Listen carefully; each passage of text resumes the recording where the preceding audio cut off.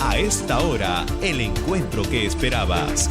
Encuentro con la ciencia con Modesto Montoya.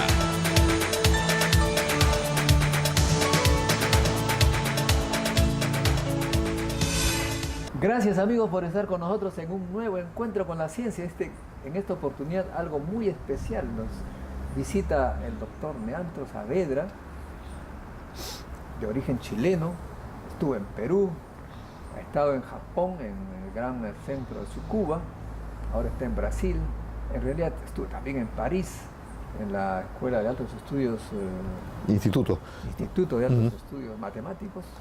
No, de Altos Estudios Científicos. Científico de Orsay, o Bure. Bure-sur-Yvette. De modo que un recorrido impresionante en el campo de la ciencia, la tecnología y ahora el pensamiento global. El tema que vamos a tratar hoy día es la riqueza del conocimiento. Ya en varias oportunidades hemos hablado sobre el tema. La riqueza de hoy en día ya no es pues la materia prima, los commodities en el mundo. Hay una competencia entre las potencias por llevarse a los talentos del mundo. Obama dijo, haremos todo lo necesario para atraer a los talentos que nos ofrece el mundo. Es una cosa impresionante, como si que los países en desarrollo estaríamos ofreciendo nuestra mejor riqueza sin ningún problema. Bienvenido al programa, Neantro. Muchas gracias, Modesto. Un gran gusto estar aquí nuevamente. Gracias. Mira, justamente esclarécenos un poco. ¿Cuál es la razón por la que el conocimiento, el talento humano ha adquirido tanta importancia en estos tiempos? Bueno, cada vez más nos movemos de una economía basada en objetos físicos para una economía virtual, y no solamente la economía, sino muchas actividades sociales. Y en esto, lo que nosotros pensamos, las ideas, son mucho más importantes que el esfuerzo físico. De modo que hoy, por ejemplo, efectivamente, se dice que las grandes riquezas, como Bill Gates, ahora con este propietario de Facebook, Steve Jobs. Zuckerberg. Exactamente. Todo eso salió de un cerebro y no tenían minas, no tenían grandes propiedades. Ha cambiado el mundo, ¿no?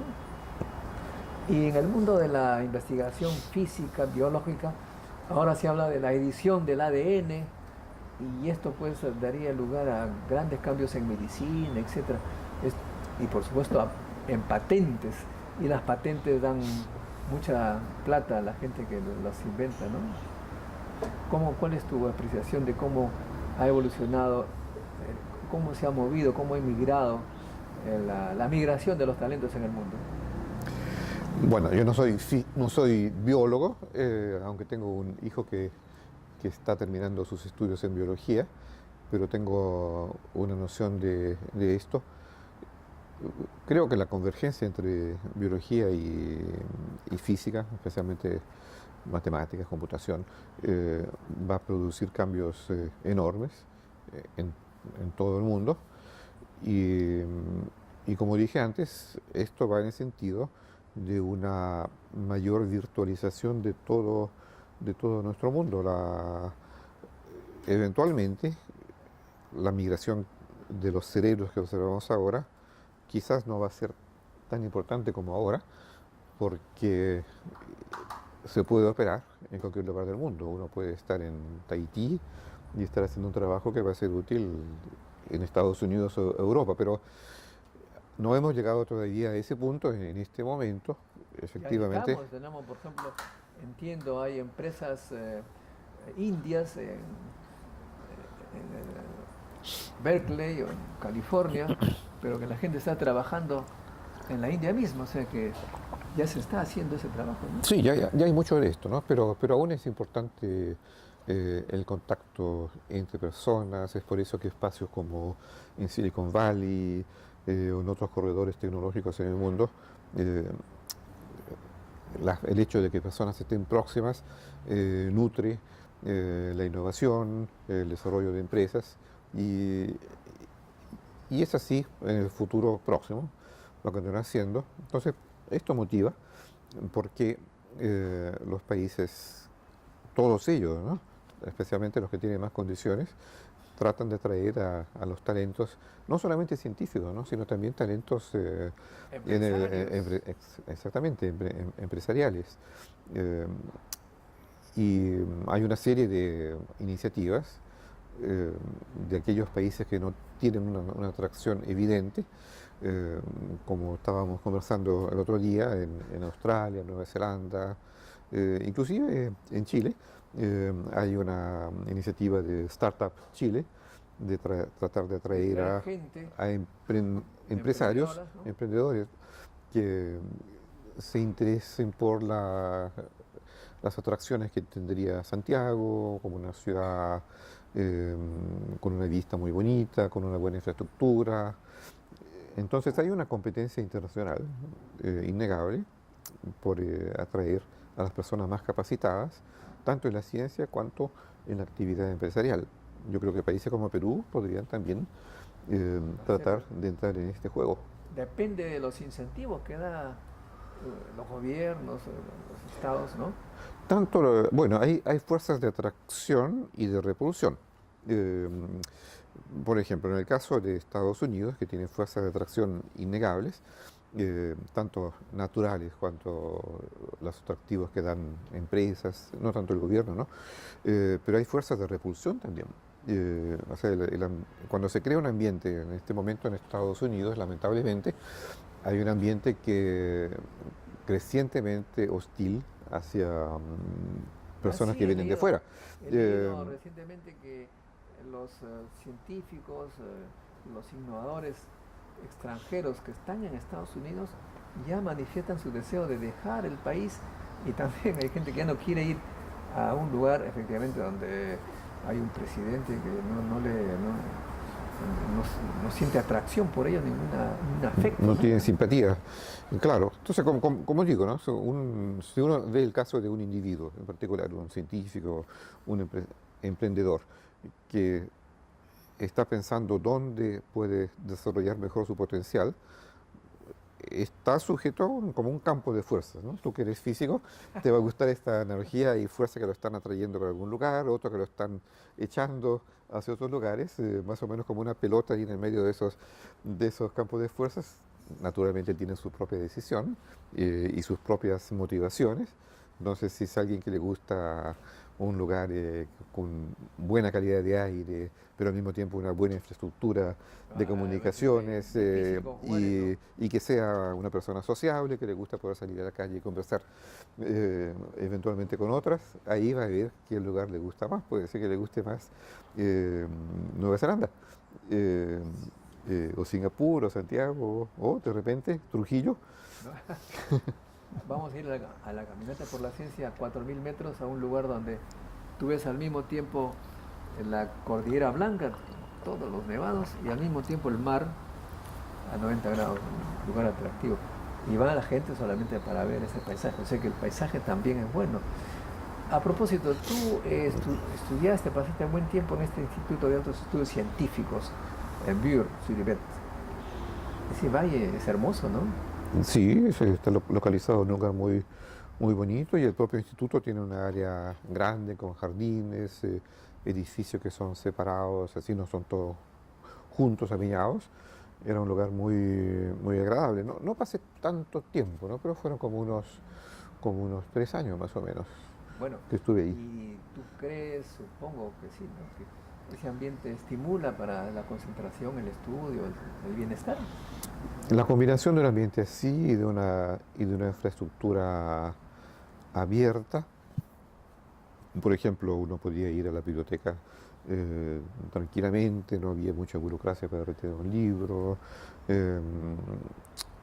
había un restaurante, un comedor, ¿no? En el propio instituto, donde los investigadores alternaban, conversaban entre ellos. Entonces, el conjunto de facilidades y el ambiente eran muy propicios para la investigación. Has estado en Tsukuba. Hemos leído mucho sobre Tsukuba desde hace los 80, 90. Desde los 90. De los 90, ¿no? Bueno, Tsukuba fue creado en los años 70. Sí. Allí donde hay universidades, empresas que se juntan ahí supongo que había mucho diálogo entre empresarios, entre intelectuales, científicos, ingenieros. Cuéntanos un poco cuál era el ambiente en ese centro que tú has estado algún tiempo. Tsukuba, la ciudad de Tsukuba fue creada, porque no existía antes de los 70, fue creada exactamente para ser un espacio de interacción entre diferentes disciplinas, entre institutos científicos y de investigación del sector privado, del gobierno, y yo creo que ha sido Éxito, ¿no? un experimento bastante exitoso, pero quizás por las características del sistema japonés no tiene las mismas características que uno encontraría en el Silicon Valley, por ejemplo. O sea, no hay, por lo menos durante el periodo que yo estaba, y creo que no ha cambiado tanto, no hay tantas facilidades para la creación, el surgimiento de empresas a partir de una universidad. En ese sentido, existe diálogo entre universidad y empresas privadas, pero un profesor, por ejemplo, no va a tener grandes facilidades para ganar dinero con una idea que él desarrolle creando su propia empresa, como ocurría en lugares como Stanford. Claro, Eh, yo leí que, por ejemplo, estos premios Nobel del año pasado, de la luz LED azul, ajá, fueron 3 japoneses, ujú, el premio Nobel, se fueron a Estados Unidos, a Stanford justamente, ujú. para comprobar sus materiales, y después hubo un juicio entre uno de ellos con la empresa que había patentado su Mm. invento del Sí, LED azul. en realidad es uno nomás. Uno, ¿no? Uno. Es uno nomás que se llama, ah, no me acuerdo en este momento su nombre, algo así como, no era Nakamura, pero un nombre parecido. Y, y él desarrolló es el diodo azul, ¿no? Diodo azul, sí. Sí, diodo azul que era fundamental para poder componer con otros diodos cualquier color. eh, bueno, tuvo aplicaciones, generó grandes lucros para la empresa en la cual trabajaba, que creo que era Nichia, y, y la empresa le dio como premio, creo que le iba a dar algo así como 100.000 yenes, eh, sería como $1.000 más o menos, y naturalmente un diploma, Está bonito. un apretón de manos por parte del presidente, y, y claro, él vio cómo Es esto que estaba generando mucha riqueza. él conoció Estados Unidos y dijo, no puede ser. Claro, hizo un Y ganó, juicio. entiendo que ganó $8 millones por lo menos. Ganó, pero ganó realmente mucho menos de lo que valía, Claro. pero ganó bastante más de lo que le habían O sea, a donde yo ofrecido iba es que inicialmente. efectivamente la relación en Japón entre el empresario, el universitario, no parece tan No, no. digna como en Estados Y en Unidos, este ¿no? momento, efectivamente, él es profesor en Estados Unidos. Claro, Se fue de Japón y es una historia bastante triste, ¿no? claro. Sobre así lo que la innovación en Japón puede, puede dar para sus autores. Y eso también va a promover la emigración de japoneses a Estados Unidos. Pero en Pero cambio, bueno, ahí hay los otros elementos, ¿no? Porque la cultura, las tradiciones japonesas son muy fuertes. Son pocos los japoneses, inclusive que tengan mucho talento, que van a querer cambiar Japón por Estados Unidos. Algunos lo van a hacer, pero no llega a ser un movimiento en masa, como podría ocurrir. he leído también efectivamente que en el Asia hay una tradición en la gente en general y en los intelectuales, por supuesto, de querer quedarse en su país. Es una especie de arraigo, tanto así que en China, por ejemplo, dicen que es prácticamente una humillación estar fuera de su tierra. Y en ese sentido, Japón supongo que tiene algo de eso. Bueno, no conozco China tanto como Japón, pero en realidad no, yo no he notado que en Japón se note como una Una raíz. humillación, así que haya una presión social. No, o sea, esto aspecto de la humillación, ¿no? No, Que no, claro. constituiría una presión social sobre las personas para que permanezcan o regresen a su país. Mi impresión es que son los propios japoneses que tienen un deseo de regresar. O sea, es importante notar que las tradiciones japonesas, y en ese sentido yo creo que es semejante en varios países de Asia, China en particular, son tradiciones muy fuertes, es una cultura muy fuerte. Y esto, las personas entonces desde pequeñas se impregnan de esa cultura y después para la mayoría de ellas es muy difícil vivir bien, o sea, de forma que les guste, en otros lugares. Pueden hacerlo naturalmente, pero tiene su costo. Y este es un elemento, pero también hay los elementos de la familia, porque la familia es importante en Japón, más que en otros países. E incluso las empresas tratan de dar un ambiente familiar como empresa, digamos. Claro, esa es la familia de la empresa, pero la familia, sí, la familia propia del individuo es muy importante y yo conozco varios amigos míos, japoneses, colegas inclusive, que pasaron tiempo en el exterior y después de cierto tiempo, inclusive ya bastante mayores, regresan para estar próximos a su familia. Eh, entonces esto es algo que es insustituible. Por mucha atracción que otro lugar ofrezca, no va a poder ofrecerles una réplica, por lo menos con la tecnología actual, una réplica de su familia. Bueno, pero en Estados Unidos, volvamos al Silicon Valley. Allí se dice que hay mucho movimiento, mucha conversación. Uno va a un café y encuentra un montón de talentos intercambiando ideas libremente, siendo empresa, una especie de ebullición de emprendedurismo. Esto es muy positivo para la generación de riquezas que ya las conocemos, son famosas, ¿no? Uh-huh. Y en el caso de Brasil, que también conoces, Brasil pretende ser la potencia de América Latina y según los indicadores, pues obviamente en lo que respecta a producción científica está pues en los cielos. Si hacemos edificios en la producción científica, digamos que Brasil tiene un rascacielos de 46 pisos, mientras que Brasil llega a los 9, Chile 6. ¿Cómo se explica ese avance en Brasil, a pesar de los problemas que sabemos todos existen? Uh-huh. Brasil tiene ya una historia bastante larga de instituciones de apoyo a la investigación científica. Tiene un Ministerio de Ciencia y Tecnología ahora, ¿no? Efectivamente, el Ministerio de Ciencia y Tecnología, pero antes del Ministerio de Ciencia y Tecnología ya existía el Consejo Nacional de Investigación Científica, del CNPq, y otras instituciones como la CAPES, FINEP. El ministerio fue creado después tratando de consolidar todas estas instituciones en 1985, o sea que también es un ministerio antiguo, pero hay dos cosas que decir en relación a Brasil.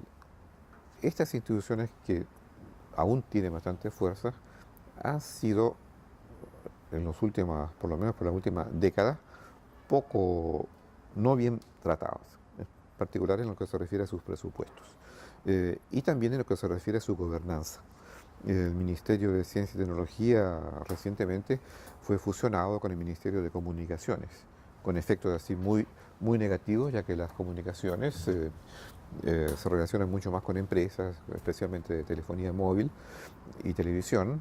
Entonces la parte de ciencia y tecnología se ha como atrofiado dentro de este nuevo ministerio. Hay un retroceso entonces. Hay un retroceso visible. Esta es una cosa. Y la otra cosa es que, y que no viene solamente de ahora, es que el énfasis del financiamiento de las políticas científicas y tecnológicas han sido más científicas, mucho más que tecnológicas.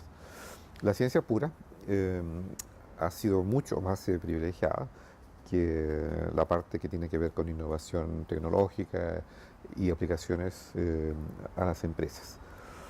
Y esto se nota exactamente en este desequilibrio que hay, porque cuando uno ve producción científica en términos de publicaciones, Brasil no está tan mal, pero en lo que se refiere a patentes, ahí mucho menos, muchísimo menos. Hay poco emprendedurismo.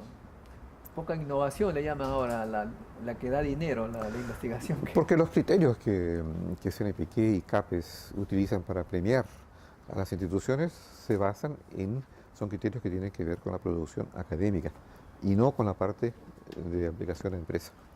Y tú eres chileno, estás en contacto, supongo, con Chile. ¿Cómo va allí el aspecto de la ciencia? Ahí también hay, incluso la presidenta Bachelet ha presentado un proyecto de ley para que se cree el Ministerio de Ciencia y Tecnología. Y también hay una política de atracción de emprendedores, ¿no? De startups. Incluso para extranjeros, los atrae, tiene estímulos financieros, etcétera, ¿no? Sí. Bueno, en primer lugar, yo no vivo en Chile hace mucho tiempo, entonces no puedo hablar con gran propiedad sobre lo que está ocurriendo Pero has seguido, en Chile, pero sigo y voy con cierta frecuencia a Chile. El Ministerio de Ciencia y Tecnología sería una novedad interesante, pero siempre ha habido dentro del Ministerio, creo que es el Ministerio de Economía, ¿no? La Secretaría de Ciencia y Tecnología, que ha tenido un papel importante. Ahora, en el caso de Chile, yo creo que además de las políticas públicas de incentivo a la ciencia y tecnología, y que no son despreciables, ¿no? Porque hay todos los programas de CONICYT y apoyo a investigación en universidades, Corfo también, Corporación de Fomento también tiene programas de apoyo a la actividad empresarial, de innovación, pero además de esto, el desarrollo económico innegable que ha tenido Chile relativamente a otros países de América Latina en las últimas décadas, hacen con que el ambiente que se crea sea un ambiente más propicio, especialmente a la innovación y a la actividad empresarial y a la atracción de personas desde fuera. Eso en general es lo que es actividad económica, pero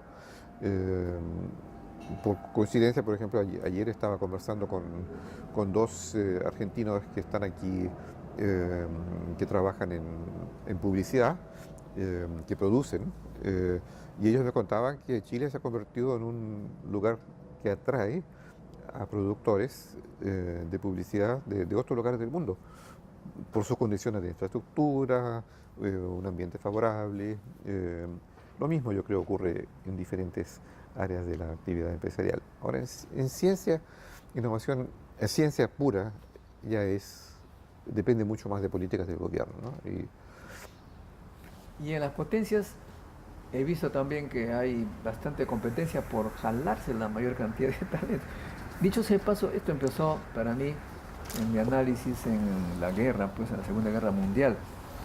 Se sabe que antes de la Guerra Mundial, la Segunda, pues Estados Unidos era un país básicamente de campesinos y obreros, y los científicos estaban pues en Francia, Alemania, Inglaterra, y con esta historia de la bomba atómica, que la fisión fue descubierta en Berlín, los científicos estaban allá, pero este dictador, curioso que me hace recordar un poco a nuevos dirigentes, se peleó con los científicos, los expulsó, los persiguió, se fueron a Estados Unidos y allí, a partir de ese momento, Estados Unidos comenzó a crecer y se convirtió después de la guerra, según dice Noam Chomsky, en el país que tenía el 50% de la producción, o sea, de la crisis del 29 a tener el 50% de la riqueza mundial. Y a partir de ese momento se dio cuenta que atrayendo cerebros le va a ir bien. Llevó a Wernher von Braun para hacer el programa espacial, etc. Y ahora eso se agudiza. China estableció en los 90 más o menos una política también para atraer a su gente, y hoy se ha convertido ya prácticamente en la primera potencia, es el que más exporta en productos tecnológicos avanzados. Esto, ¿cómo tú ves? ¿Va a continuar? ¿Cuál es la evolución que tú puedes prever? Porque tú también estás interesado en ver el futuro. Bueno, aquí volvemos un poco al tema con que empezamos la conversación, ¿no? Que es la competencia por el talento, que es una competencia mundial, seguramente, ¿no? Y todo indica que esta competencia va a continuar y va a agudizarse. Pero lo positivo es que todos pueden entrar en esta competencia.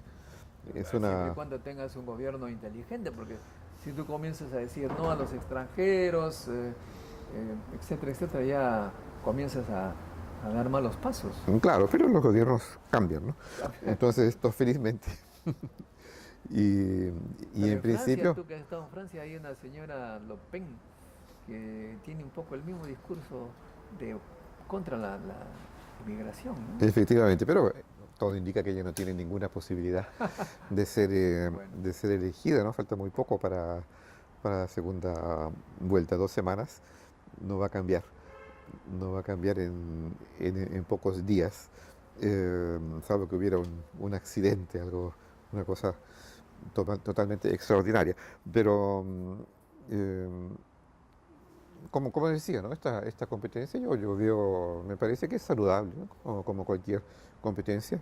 No creo que ningún país tenga así necesariamente va a copar este mercado y atraer a todos los talentos porque hay otras fuerzas, ¿no? Además de los atractivos que un país puede ofrecer, existen, eh, existen otras fuerzas. En el caso de China, por ejemplo, eh, evidentemente hay límites. China es un lugar muy agradable, pero otras personas van a querer ir a otros claro. lugares y esos lugares también ofrecen De acá hay para todos los compensación. Yo diría que sí. No veo como algo que preocupe. Lo que sí es que países como Perú, Chile, Brasil, especialmente países de América Latina, no estoy pensando mucho en África, ¿no? Pero estos países tienen que hacer esfuerzos conscientes para mantener su gente en la medida de lo posible, porque tampoco uno quiere un mundo así dividido, y para atraer a científicos de otros lugares. Él ha venido por un congreso de la Asociación de Estudios Latinoamericanos con base en Estados Unidos. Cuéntanos, Leandro, ¿cuál es el objetivo de este congreso? Bueno, esta asociación congrega a los investigadores, muchos de ellos en el sector académico, pero no únicamente, que examinan América Latina. Hay muchísimos de estos investigadores en Estados Unidos, cual es un contraste interesante porque si nosotros nos ponemos en América Latina, hay poquísimos investigadores que estudien Estados Unidos o en realidad cualquier otra región del mundo, ¿no? Como Asia o África. Pero los estudios regionales son una tradición en muchos lugares del mundo, fuera de América Latina. Y en particular yo creo que esta asociación tiene algunos millares de miembros, posiblemente puede ser próximo a unos 10.000 miembros. El congreso que organizan cada año es bastante masivo. Ahora, tú tienes una mesa de estudios especial que es muy interesante para todos nosotros. Más o menos, si lo resumimos ahí, el futuro de la América Latina. Sí, en realidad la mesa no es tanto para examinar el futuro de América Latina, sino para examinar el tema de pensar en el futuro.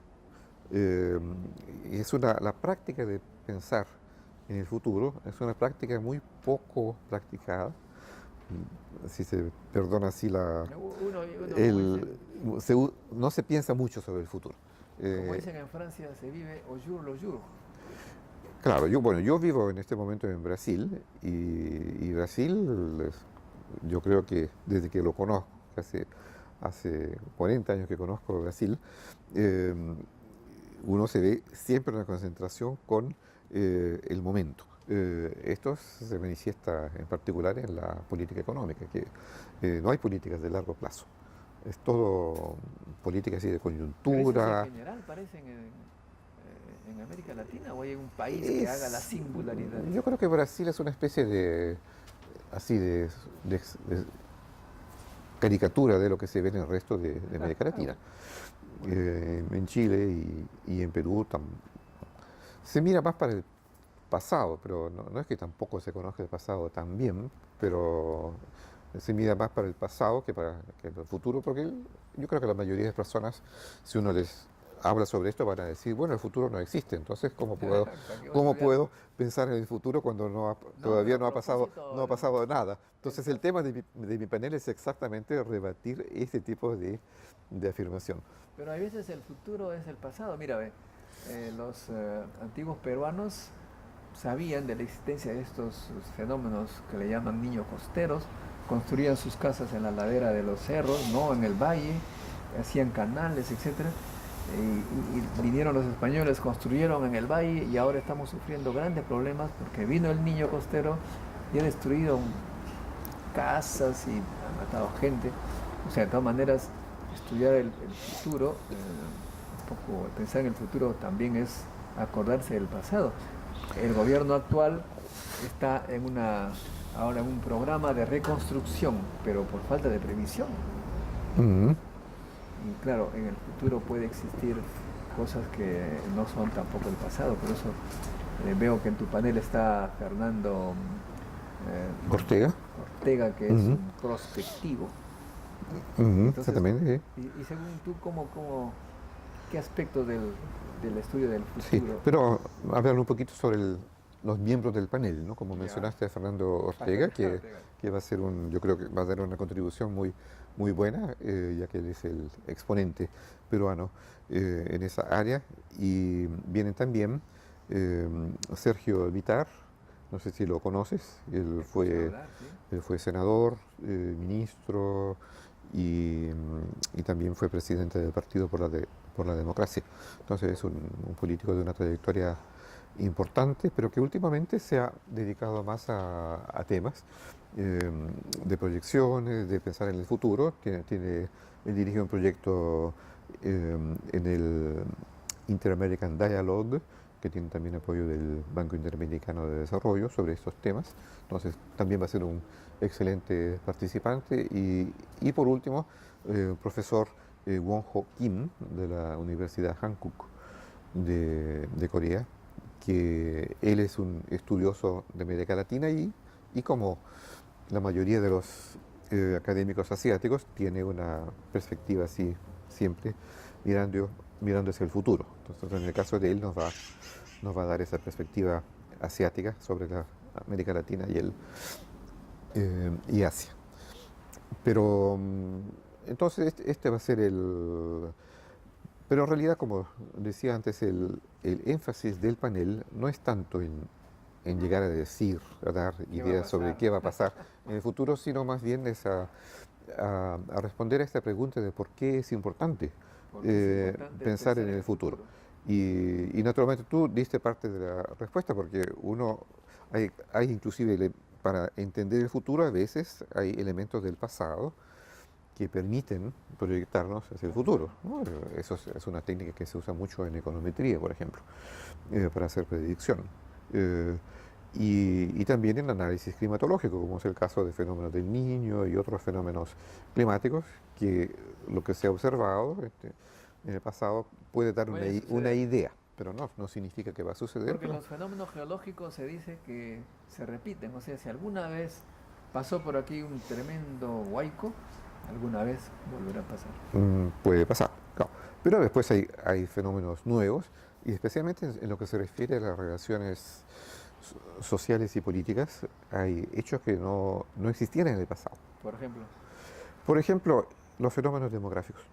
Eh, la- uy, claro, en el pasado, si uno mira la población, o sea, digamos, que hasta hace... había mucha muerte, pues la gente moría por enfermedades, había una estabilización. Claro, podía haber... Acuérdate la peste negra en Europa. Efectivamente, hubo momentos en los que la población mundial cayó en algunos momentos. Y como resultado de pestes o de guerras o de catástrofes Y acá mismo naturales. en América los indios también fueron diseminados, ¿no? Entonces, Pero especialmente en los últimos 150 años y especialmente durante cambiado.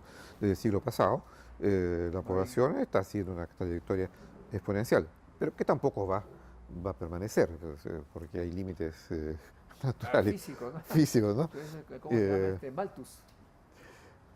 bueno, inclusive eventualmente las personas pueden ya no caber Hay un límite. añadiendo algunos pisos a la Tierra. Límite físico, ¿no? Sí, existen límites físicos, estos procesos exponenciales en la naturaleza terminan a veces de manera catastrófica, pero Esperemos que no no. continúan. Claro, entonces Pero ahí, también puede haber pero este es un fenómeno, autorregulación, ¿ah? sí, Europa como se en ecología, autorregula, bueno, ahora Europa parece que se ha estancado en población. claro, y hasta en América Latina. También, sí. En América Latina la población, en América del Sur especialmente, la población ya está aproximándose de su nivel estacionario. O sea, el único lugar del mundo donde la población continúa a crecer de esa forma es en África, especialmente África del Sub-Sahara. Pero como decía, estos son fenómenos nuevos que no se veía antes, pero que de cierta forma son predecibles. Uno puede ver hacia el futuro, como por ejemplo, Naciones Unidas hace proyecciones demográficas muy detalladas por país, por grupo de edad, hasta el año 2100. Y proyecciones que son más o menos confiables. En el caso de la demografía no es tan se puede proyectar, quizás no hasta 2100, pero hasta 2050, de manera bastante segura. Ahora bien, también obviamente están los descubrimientos científicos, ¿no?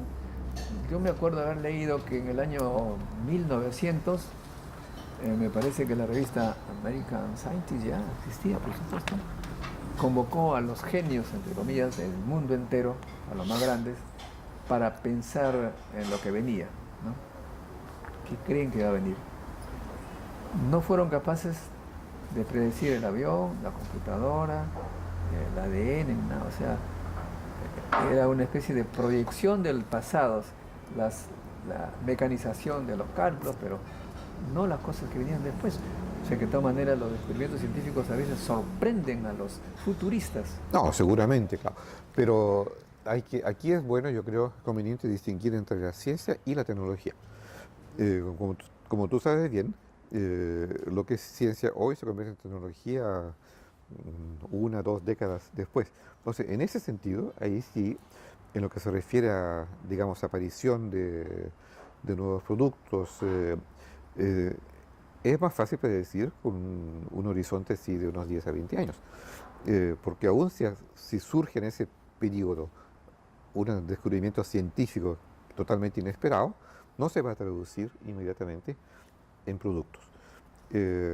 Entonces, a pesar del hecho de que, y felizmente, ¿no?, que hay cosas que aún nos sorprenden, en lo que se refiere a desarrollo de tecnología, si no en detalle, porque naturalmente hay la parte de si a los consumidores les va a gustar o no determinado producto nuevo, en los grandes trazos se puede tener una idea de cómo va a ser el mundo en un futuro relativamente próximo. Para eso hay que estar bien informados de las tendencias, ¿no? Porque yo te cuento una anécdota, una historia personal. Cuando mi abuelo murió en 1960, él como heredero de las comunidades indígenas de la región parecía que era privilegiado porque era propietario de la parte más alta de la montaña donde había ruinas arqueológicas y también del sitio arqueológico del lugar. Tenía ahí sus chacras y yo iba con él, lo acompañaba a la parte más alta, que era la más pobre porque las papas ahí entre piedras no era muy favorable. Y luego en la repartición de las tierras que dejó el abuelo, al hombre más tranquilito que aceptaba todo le dieron ese lugar lleno de piedras, ¿no? Y ahora mis primos hermanos son los más afortunados porque resulta que con la telefónica, la televisión y todas estas cosas alquilan a precio de oro unos metros cuadrados para poner sus tremendas antenas. Ya prácticamente se han hecho, digamos, ricos porque, de ingresos. Caray, si hubiera sido prospector, hubiera pedido la tierra más pobre y ahorita no estaríamos sufriendo las economías. O sea que hay cosas que de todas maneras van a venir porque ya existe el conocimiento, pero hay que saber informarse y hay que saber deducir. Y eso es lo que también creo yo ve en algo Fernando Ortega, que vamos a escuchar, ¿no? Claro, efectivamente, pero el punto es que para quien se dedica a pensar sobre el futuro, existen elementos que permiten dar algunas ideas. Naturalmente van a surgir cosas inesperadas, pero es importante este tipo de anticipación para prepararse para lo que eventualmente va a aparecer. Quien no piensa en el futuro en absoluto no está totalmente a la merced de lo que viene. Entonces es importante prepararse, más o menos como si uno va a salir a la calle y va a ver si va a llover o no. Bueno, en Lima eso es algo que en otros lugares, ¿no? Diferentemente de Lima, uno vería el pronóstico del tiempo, que es una forma de mirar el futuro, y ve la probabilidad de lluvia. Si es más de 40%, por ejemplo, es prudente salir con paraguas. Y si no mira eso, probablemente se va a mojar. Interesante lo que me cuenta, porque en esta preparación que me dio mi abuelo de ciencias había una parte práctica. Los domingos me guiaba como pastor de ovejas y efectivamente me enseñó a predecir la lluvia cercana, pues, ¿no? Ver las nubes, qué viento venía.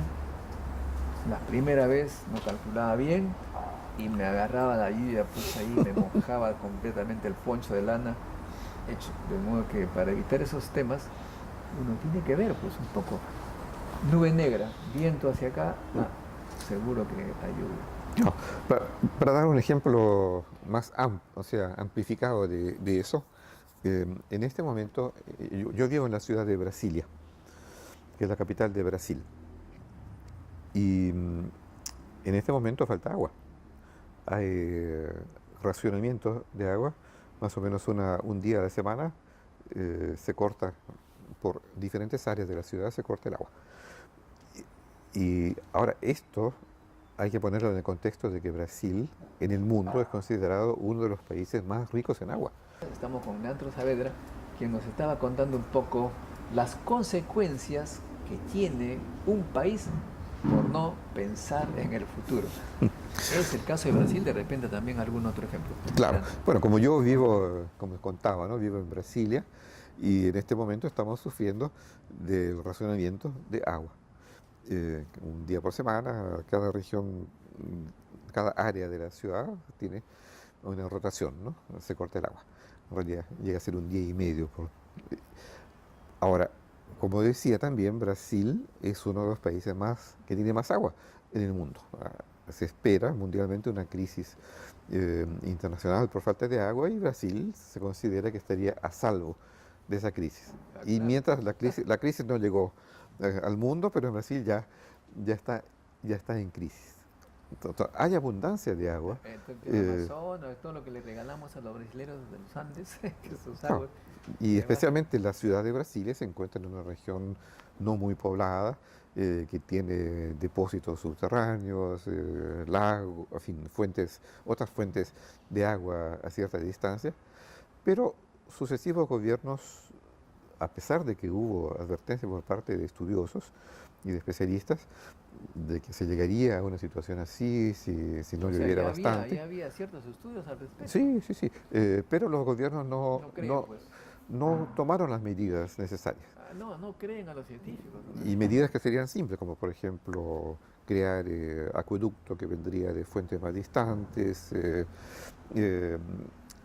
Se llegó hasta a pensar en eso, pero no a ejecutar las obras. Y en este momento falta agua y se está tratando de acelerar las obras que podrían llevar más agua a la población de Brasilia, que son más o menos 3 a 4 millones de habitantes en la región metropolitana de Brasilia. Bien interesante, nuevamente acá en Perú, hace como ya varios años vengo proponiendo hacer galerías de agua, es decir, como la cordillera está repleta de agua, es una esponja de agua con toda la lluvia, pues si haya una mina de 11 kilómetros contra la cordillera y se tiene un río de 5 metros cúbicos por segundo. Entonces yo proponía que hacer uno igual y con un acueducto traerlo directamente a Lima y no tendrías que pasar por Sedapal, esta planta de procesamiento, y no tendrías tú ese peligro de esa agua ya sería bastante pura. Más o menos, no sí. tanto, pero digamos que el trabajo para procesarlo Mucho menor. mucho menor. Sí. Ahora ha venido un huaico, una serie de huaicos que colapsó totalmente esta planta y hemos estado con falta de agua precisamente porque no se hizo esa obra. Claro, no le van a hacer caso Ni esa ni otras, claro. a Modesto Montoya, pero en todo caso sigue esa propuesta. Sin embargo, los políticos no creen en los científicos. Es más, me acuerdo que en alguna oportunidad cuando vino este ministro de Pesquería Tantalián en la época de la dictadura, los científicos del INMARPE le decían no hagan pesca en tal fecha porque va a haber problemas. Entonces llama a los pescadores artesanales, el ministro le dice, a ver jóvenes, ¿hay pesca? ¿Hay pez o no hay pez? Sí, ministro, ya ellos son los que saben, no los científicos. Los científicos... La sabiduría no pesan, popular. no pesan mucho los científicos. Bien, entonces, claro, las consecuencias son a veces complicadas. Finalmente, Leandro, esta asociación de estudios latinoamericanos que tiene base en Estados Unidos, tú me decías que hay algunos miles de asociados de todos los países. ¿Por qué se interesa un japonés en América Latina? ¿Es simplemente académico o también de repente estratégico? No, evidentemente hay una relación entre el conocimiento académico y después la acción en otras áreas de las relaciones internacionales, la economía, inclusive en lo que se refiere a geopolítica, en cualquier momento que... Bueno, yo he enseñado, como creo que lo dijiste antes, yo he enseñado en Japón durante muchos años y algunos de los cursos que daban eran en un departamento de estudios regionales y donde había estudiantes que estudiaban sobre América Latina. Varios de mis estudiantes ahora trabajan en el Ministerio de Relaciones Exteriores o en la Agencia Internacional de Cooperación. Entonces, ese tipo de conocimiento sobre determinada región después ayuda en la promoción de los intereses nacionales del país en esa región. Y los gobiernos entonces le prestan atención a estas personas que conocen las relaciones. Naturalmente, los profesores, por ejemplo, de esa área en países como Japón, Estados Unidos, China, ellos pueden asesorar a sus gobiernos, eventualmente pueden asumir cargos en departamentos, bueno, el Ministerio de Relaciones Exteriores, Departamento de Estado en el caso de Estados Unidos, o también dar consultoría para empresas que operan en esas regiones. Un fenómeno que hemos observado en el Perú, de repente es igual en todo lado, es que los que nos gobiernan, ministros, etcétera, grosso modo son o abogados o economistas. Por ejemplo, en este caso hemos tenido el problema de la energía, en algún momento. El presidente es economista, el primer ministro es economista, el ministro de Energía es economista, el viceministro de Energía también es economista. Bueno, entonces, esto es común en todos los países, son ellos los que prevalecen, dominan la política. Tú que tienes experiencia en varios países. Sí, bueno, yo creo que el hecho de que los ministros sean economistas o abogados no es tan importante como la estructura de la administración. En países como Perú, y también es el caso en Brasil y en cierta medida en Chile, el poder de decisión se encuentra básicamente a nivel de ministro, de sus asesores inmediatos, que van a ser todos políticos que son o economistas o abogados, ¿no? Pero en un país como Japón, como Inglaterra, inclusive Estados Unidos, es también, bueno, Inglaterra no, Japón y Estados Unidos, es muy común que los ministros sean también políticos. En Inglaterra, los políticos, la mayoría de ellos son abogados y profesiones afines. En Inglaterra también, en Inglaterra tienen que ser miembros del Parlamento. Pero el servicio que está del ministerio son técnicos. Bueno, y, bueno, el poder se encuentra básicamente en los mandos medios. en los mandos No, medios. pero viceministro ya es mando medio, viceministro también es economista, o sea que Bueno, todavía... aquí no, pero en Japón no. En Japón en cada ministerio hay tres funcionarios de un ministerio que son cargos políticos. Todo el resto no es. Si Bueno, cambia el gobierno, no cambia ninguno de esos, solo los tres. a Solo ver, los, explícate muy bien. Mejor, perdón, no entendí muy bien. Tienes tú un ministro que es político. sí, y después hay dos viceministros, en el caso de Japón. Y esos dos Hay un viceministros. no, en realidad uno nomás de ellos es político, que es el viceministro de Asuntos Parlamentarios. Ah, y el resto es técnico, digamos. Y la el resto, especialidad. incluido el otro viceministro, son todos técnicos. Ah, muy bien. Pero en China, por ejemplo, entiendo que allí he visto la plana mayor, casi todos son ingenieros o científicos. Claro, sí, China es diferente porque como no es una democracia semejante con la que nosotros conocemos, entonces es mucho más una meritocracia. Y los aún miembros de partidos no son políticos en el sentido convencional, también tienen sus profesiones y van subiendo en función de lo que han demostrado que pueden hacer. En su campo, ¿no? Sí, en Ah, su campo entonces, e inclusive en la diferencia administración. sería entonces básicamente el dominio de la política, del convencimiento, porque obviamente son elegidos, hay acuerdos entre grupos. Pero es más meritocracia. En el caso de En China, sí. en no, China, y me una refiero- meritocracia dentro de un círculo más o menos Sí. limitado. No, yo me No, refería a nuestros Trump, por ejemplo, países. alguien como Trump jamás llegue a ser presidente en China. Yo me refería a nuestros países, más es convencimiento de la población, saber hablar, acuerdos entre entre los partidos. No hay exactamente una meritocracia. Bueno, digamos, yo no, con seguridad no hay meritocracia, pero en el caso de Perú, que no es el único en América Latina, se combinan dos males. O sea, uno, de que los políticos pueden engañar fácilmente a la población Bueno, y lo engañan y llegan a ese cargo.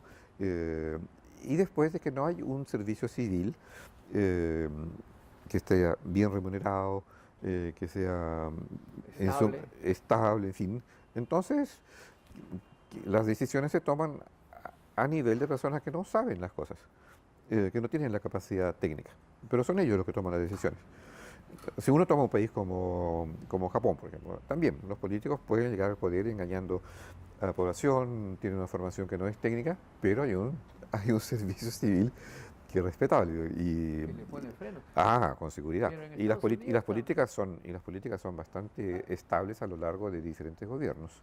Sí, alguien me dijo en Estados Unidos, cuando estuve en Pittsburgh, un profesor me dijo, bueno, acá pueden nombrar a un loco a la cabeza, pero el sistema lo pone en su sitio. No, yo creo que más o menos es lo que se está demostrando con Trump. Sí, con Trump. Porque prometió no una voy a serie decir de que Trump cosas, ¿no? sea loco, pero él evidentemente no tiene ninguna experiencia No ha de podido gobierno. desarmar el Obamacare, el muro ya no va a ser... No, llegó al poder con todas estas promesas, ¿no? promesas absurdas y una por una. La última fue en el caso de NAFTA, que también dijo, TLC también, ¿no? bueno, eso, ¿no? Ese es el NAFTA. NAFTA era de Canadá, México y Estados Unidos, Sí. pero el TLC ya con todos los restos de países ya N- comienza... No, eso realmente es uno de los raros que sí lo hizo, porque lo hizo en los primeros días y además no estaba bien completado, que fue el TPP, ¿no? Creo que te refieres, el Acuerdo Sí. Transpacífico. Sí. Este, No va. sí, ahora puede ser que todavía Él prefiere, dice, las reempiece. cosas bilaterales. Sí, pero es posible. Naturalmente, él tiene sus preferencias que ha expresado, pero después he visto que ha retrocedido en prácticamente todo. Bueno, ojalá que retroceda. Es posible que en el caso en el caso del TPP no estoy tan seguro de que yo deseo que retroceda. Este sería tema para otra entrevista. Pero no hay señales hasta ahora de que retroceda, para gran regocijo de China. Bueno, Leandro, desafortunadamente el tiempo terminó para esta entrevista, pero ¿eres optimista de todas formas pensando en el futuro Yo respecto a América Latina? sí, siempre soy un optimista. ¿Ves? No es una actitud necesariamente racional, pero Gracias. Bueno, amigos, No hay que ser muy racionales para estar optimistas en el futuro de nuestros países, pero sobre todo lo que puedo sacar de la entrevista es que tengamos cuidado con respetar cierta meritocracia en los cargos públicos existentes ya en las estructuras del Estado. Podemos electoralmente, con la política de la difusión, la propaganda y todos los medios, convencer a que uno u otro sea presidente, pero por favor, la meritocracia tiene que ser respetada, de lo contrario estaríamos en un futuro incierto. Ese sería un poco... Me parece una excelente conclusión. Y bueno, gracias. y aprovecho para expresar mi agradecimiento a Modesto por invitarme nuevamente a su programa. Gracias, amigos, y no se olviden que este 21 de julio estamos en el Encuentro Científico Internacional de París. Ingresen e inscríbanse. Hasta un próximo encuentro con la ciencia, amigos.